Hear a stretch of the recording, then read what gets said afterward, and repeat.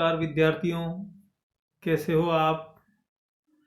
हमने पिछले कुछ व्याख्यानों के तहत बीए पाठ द्वितीय की इस कक्षा में विश्व की प्रमुख संवैधानिक व्यवस्थाओं या विश्व के प्रमुख संविधानों के संबंध में अध्ययन किया था, जिसके तहत हमने इंग्लैंड के संविधान के संबंध में विस्तृत अध्ययन किया था। उसी कड़ी के तहत आज के इस व्याख्यान में हम अमेरिकन कॉन्स्टिट्यूशन के बारे में बात करेंगे और अगले कुछ व्याख्यानों के तहत हम अमेरिकी संवैधानिक व्यवस्था को समझने का प्रयास करेंगे। यह बीए पाठ द्वितीय के विद्यार्थियों के लिए बहुत ही महत्वपूर्ण विषय हैं, बहुत ही महत्वपूर्ण टॉपिक हैं, जिसका प्रतियोगी परीक्षाओं की दृष्टि से भी अत्यधिक महत्व है। अमेरिकन कॉन्स्टिट्यूशन यह बीए पाठ द्वितीय में प्रथम प्रश्न पत्र के रूप में पढ़ाया जाता है, अमेरिका का संविधान। तो आइए हम आज के इस व्याख्यान में बात करते हैं अमेरिकी संविधान के संबंध में। अमेरिका भी भारत की तरह अनेक प्रकार की विविधताओं वाला देश है।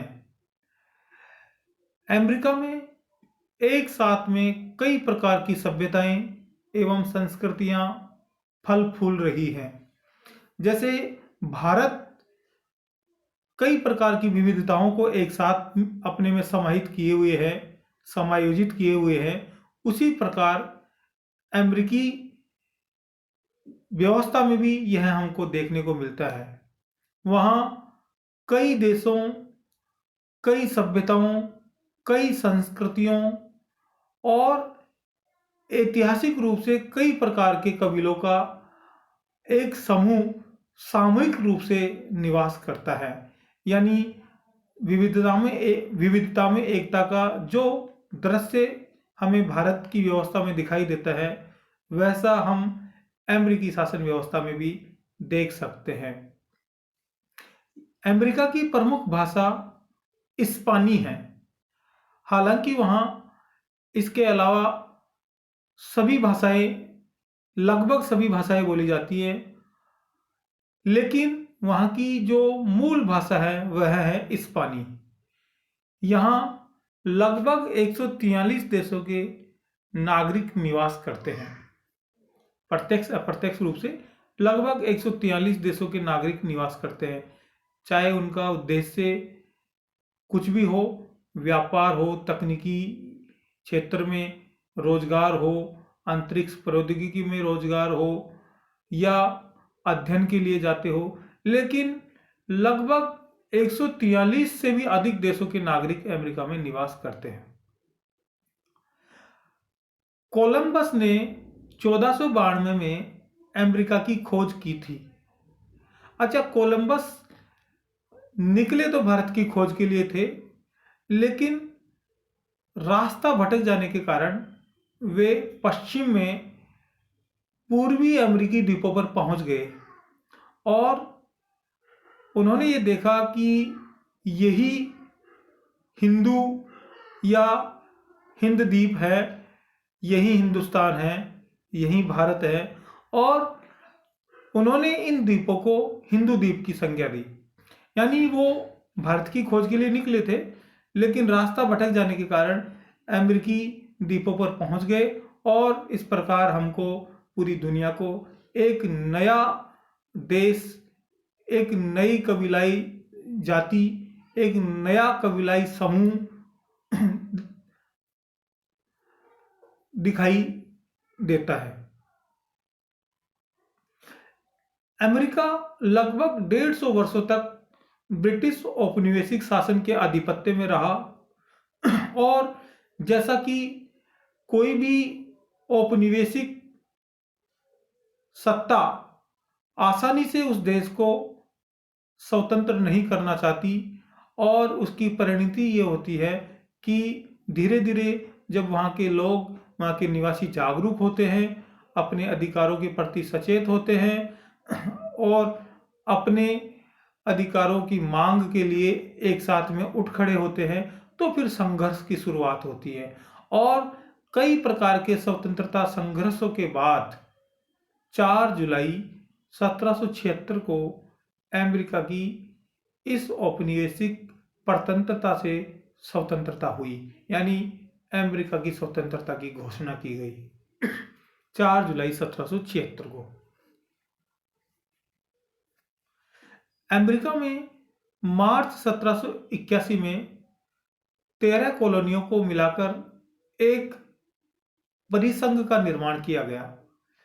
देखिए, जब अमेरिका स्वतंत्र हुआ 1776 में, तो उस समय वहाँ अलग अलग कॉलोनियाँ थी, अलग अलग कबीलाई समूह थे जो और उनके अलग अलग राज्य थे और उनकी सीमाएं अपने आप में भिन्न भिन्न थी। ये उसी प्रकार है जिस प्रकार अपने यहाँ भारत में आज़ादी से पूर्व जो देशी रियासतें थी और जिनका अपना स्वतंत्र अस्तित्व था और उनकी अपनी अपनी सरकारें थी, अपनी अपनी राज्य की सीमाएं थी, उसी प्रकार वहाँ लगभग 13 कॉलोनियाँ प्रारंभ में एक साथ एक परिसंघ के रूप में संगठित हुई, एक परिसंघ का निर्माण किया और इन्होंने आपस में कुछ नियमों के तहत, कुछ समझौता बिंदुओं के तहत अपने आप को इस परिसंघ में शामिल होने के लिए स्वीकार किया। इसके बाद अमेरिकी स्वतंत्रता सेनानियों द्वारा एक संविधान सभा समिति के माध्यम से अमेरिकी संविधान का निर्माण किया गया। अब उसमें जो अमेरिकी स्वतंत्रता संग्राम में जो योगदान देने वाले प्रमुख व्यक्ति थे, जैसे George Washington, Jefferson, Hamilton, Madison, ये इनके जैसे और भी बहुत से स्वतंत्रता सेनानी, इन सब ने ये विचार किया कि क्यों ना परिसंघ बनने के बाद अमेरिका का अपना एक संविधान होना चाहिए, अपना एक लिखित दस्तावेज होना चाहिए जिसके माध्यम से शासन व्यवस्था का संचालन किया जा सके। और उन्होंने एक संविधान सभा का गठन किया और उस संविधान सभा ने संविधान निर्माण का अपना कार्य प्रारंभ किया और इसी के परिणाम स्वरूप 26 जुलाई 1787 को फिलाडेल्फिया में अमेरिकी संविधान को मान्यता दी गई। यानी अमेरिकी संविधान बनकर तैयार हो गया और फिलाडेल्फिया एक अमेरिका का शहर है, उस शहर में इस संविधान को 1787 में मान्यता दे दी गई। इस संविधान में अमेरिकी व्यवस्थापिका के 2 सदनों को मान्यता दी गई। ये प्रारंभ से ही स्पष्ट था कि व्यवस्थापिका के 2 सदन होने चाहिए। अच्छा, इससे पहले एक संविधान दुनिया में संचालित हो रहा था, वह है इंग्लैंड का संविधान, इंग्लैंड की शासन व्यवस्था, और वहाँ भी व्यवस्थापिका यानी संसद के 2 सदन थे, एक लोकसभा और एक कॉमन सभा। तो यहाँ भी संविधान निर्माताओं ने यह निर्णय लिया कि अमेरिकी व्यवस्थापिका के 2 सदन होने चाहिए, जिसके तहत उन्होंने एक तो प्रतिनिधि सदन, जिसको प्रत्यक्ष सदन भी कहा जाता है, और दूसरा सीनेट, जिसको अप्रत्यक्ष सदन कहा जाता है। प्रतिनिधि सदन में ये 2 सदन बने। अब आज भी जो वहाँ व्यवस्थापिका उसको कांग्रेस बोलते हैं, और कांग्रेस के 2 सदन है, प्रतिनिधि सदन है और सीनेट है। सीनेट उच्च सदन है, प्रतिनिधि सदन को निम्न सदन कहा जाता है। जैसे भारत में राज्यसभा को उच्च सदन कहा जाता है और लोकसभा को निम्न सदन कहा जाता है, उसी प्रकार यहाँ भी ऐसा कहा जाता है। प्रतिनिधि सदन में सभी राज्यों को जनसंख्या के अनुपात में प्रतिनिधित्व दिया गया है, जबकि सीनेट में सभी राज्यों को समान प्रतिनिधित्व दिया गया है। यानी सीनेट में प्रत्येक राज्य को समान प्रतिनिधित्व दिया गया है, चाहे राज्य बहुत छोटा हो चाहे राज्य बहुत बड़ा हो, सबको समान प्रतिनिधित्व दिया गया है। लेकिन प्रतिनिधि सदन में जो प्रतिनिधित्व दिया गया है वह जनसंख्या के अनुपात में दिया गया है।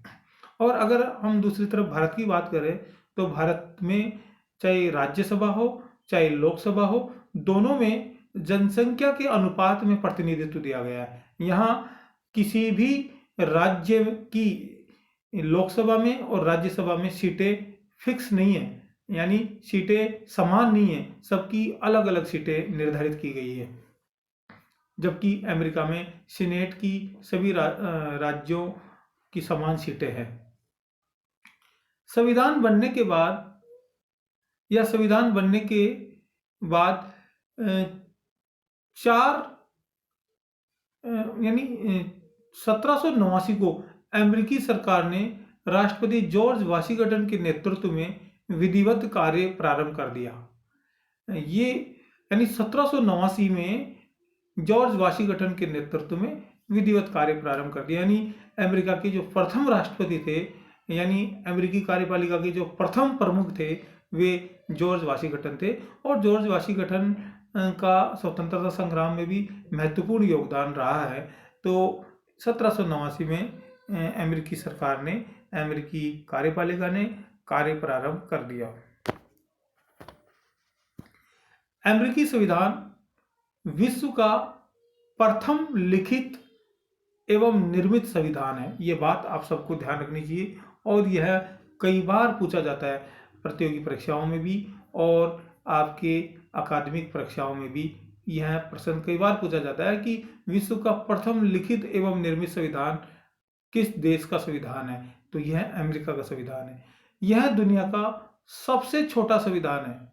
ये बात और आपको ध्यान रखनी है, यह दुनिया का सबसे छोटा संविधान है। इसमें मात्र 7 अनुच्छेद है। जबकि अगर दूसरी तरफ भारत की बात करें तो भारत का संविधान तो दुनिया का सबसे बड़ा संविधान है, सबसे बड़ा लिखित संविधान है, जहाँ 395 अनुच्छेद है। अमेरिकी संविधान की एक अन्य महत्वपूर्ण विशेषता यह है कि लगभग 230 वर्षों बाद भी यहाँ मात्र 27 संविधान संशोधन हुए हैं। ये बड़ी विचित्र विशेषता है, बड़ी विरली विशेषता है कि लगभग 225 साल से भी अधिक समय में मात्र 27 संविधान संशोधन हुए। जबकि अगर दूसरी तरफ भारत की बात करें तो भारत में आज लगभग 70 साल हुए संविधान को लागू हुए, और इन 70 वर्षों में यहाँ 100 से अधिक संविधान संशोधन हो चुके हैं। तो यह बड़ी अलग विशेषता है, यानी वहाँ संविधान संशोधन बहुत आसानी से नहीं हो सकता या बहुत आसानी से नहीं होता है। अमेरिका में जहाँ प्रारंभ में मात्र 13 राज्य थे, उनकी संख्या बढ़कर आज वर्तमान में 50 हो गई है, यानी 50 स्टेट इन यूएसए। अब आप देखिए कि 13 राज्यों ने मिलकर एक परिसंघ बनाया था, और उस परिसंघ में बाहरी राज्यों के प्रवेश को स्वतंत्रता दी गई थी, बाहरी राज्यों के प्रवेश को स्वीकार किया गया था, और उसी के परिणाम स्वरूप आज अमेरिकी परिसंघ में 50 राज्य हो गए हैं। और इसके साथ साथ एक बात और हुई कि अमेरिकी परिसंघ का क्षेत्रफल भी बढ़ गया, यानी ऐसा नहीं कि राज्यों को विखंडित करके नए राज्य बनाए गए, यानी दूसरी जो कॉलोनियां थी जो अपने आप को स्वतंत्र समझ रही थी, उस समय सुरक्षित समझ रही थी, वे बाद में अमेरिकी परिसंघ में शामिल होना अपने आप को स्वीकार किया, और आज यह संख्या 50 से अधिक हो गई, 50 हो गई है, सॉरी। संयुक्त राज्य अमेरिका उत्तरी अमेरिकी महाद्वीप के मध्य भाग में स्थित है। इसका क्षेत्रफल 36,15,211 वर्ग मील है। बहुत विशाल देश है ये, बहुत क्षेत्रफल की दृष्टि से बहुत बड़ा देश है। इसकी भौगोलिक स्थिति इसकी समृद्धि एवं ताकत को अपने आप ही स्पष्ट कर देती है। ये आप कभी देखिए, ज्योग्राफिकल मैप देखिए आप, और उसमें आपको पता चलेगा, ग्लोब देखिए, उसमें पता चलेगा कि अमेरिका की स्थिति, भौगोलिक स्थिति इतनी सुरक्षित है कि उसके पूर्व और पश्चिम दोनों तरफ तो समुद्र है, और तीसरी जो दक्षिण में जो दक्षिण अमेरिकी महाद्वीप है, उसको एक छोटी सी एक जलडमरू मध्य अलग कर रहा है, उसको एक छोटी सी खाड़ी अलग कर रही है, और उत्तर में एक कमजोर यानी बहुत ज़्यादा शक्तिशाली राष्ट्र नहीं है, वह कनाडा स्थित है। तो इन चारों तरफ से बहुत सुरक्षित है अमेरिका, और इसी कारण आज दुनिया में सबसे अधिक ताकतवर देश अमेरिका को माना जाता है, संयुक्त राज्य अमेरिका को माना जाता है। अमेरिका की भौगोलिक स्थिति, अपूर्व खनिज भंडार, समृद्ध खाद्यान्न भंडार, विशाल समुद्री तट एवं प्राकृतिक सुरक्षा के कारण यह राष्ट्र अन्य देशों से अलग है और यह राष्ट्र अन्य सभी राष्ट्रों से अधिक शक्तिशाली है। तो ये जो आज के इस व्याख्यान में मैंने अमेरिकी शासन व्यवस्था या अमेरिका के जो अमेरिकी राष्ट्र उसके बारे में एक मोटा मोटा मैंने आपको खाका तैयार किया है और मैंने इसकी मोटी मोटी पृष्ठभूमि बताने की कोशिश की है कि आखिर अमेरिका में किस प्रकार शासन व्यवस्था अपनी वैश्विक सत्ता के चंगुल से निकलकर स्वतंत्र हुई और अपनी एक स्वतंत्र सरकार स्थापित करने में कामयाब रही और किस प्रकार अमेरिका आज दुनिया की एक महाशक्ति, एक ताकतवर राष्ट्र के रूप में स्थापित है। आपने मेरी बात को ध्यान से सुना, इसके लिए आप सभी को धन्यवाद।